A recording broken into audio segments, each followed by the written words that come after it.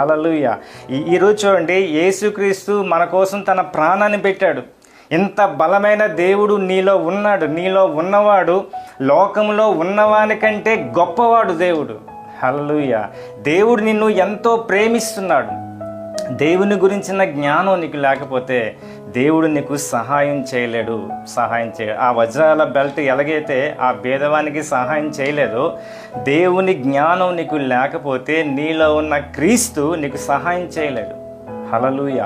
పరిశుద్ధాత్మ దేవుడు నీలోనికి ఎందుకు వచ్చాడు అంటే నీకు సహాయం చేయడానికి, నిన్ను నడిపించడానికి, నీకు విడుదల ఇవ్వటానికి, దేవుని కుమారునిగా లోకానికి ప్రత్యక్షపరచడానికి, దేవునిని దీవించడానికి పరిశుద్ధాత్మ దేవుడు నీలోనికి దిగి వచ్చాడు. అందుకే మనకి దేవుని జ్ఞానం మనకి కావాలి.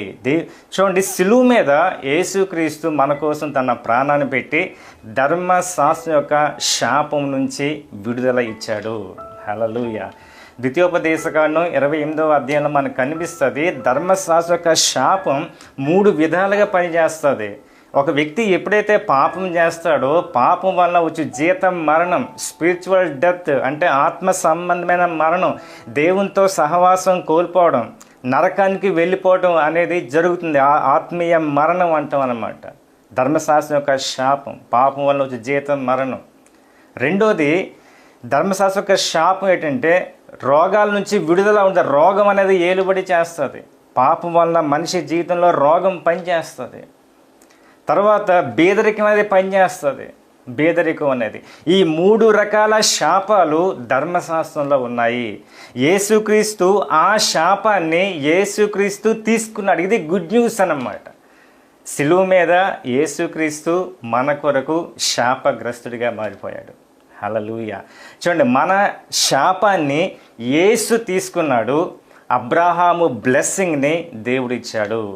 ఈ క్రొత్త నిబంధనలో దేవుడు జీవాన్ని ఇవ్వటానికి, సమృద్ధిగా ఇవ్వటానికి యేసుక్రీస్తు వచ్చాడు.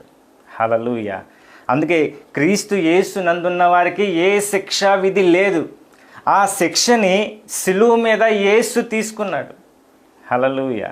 రెండవదిగా, దేవుడు ఆయన పొందిన గాయాల చేత మనకి స్వస్థత అనుగ్రహించబడింది. మన రోగాన్ని ఆయన తీసుకున్నాడు.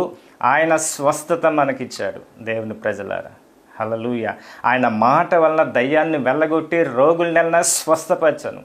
ఆయనే మన బలహీనతలు వహించుకొని మన రోగాలను భరించను అని దేవుని వాక్యం చెప్తుంది. సిలువ మీద యేసు నీ రోగాన్ని ఆయన తీసుకున్నాడు.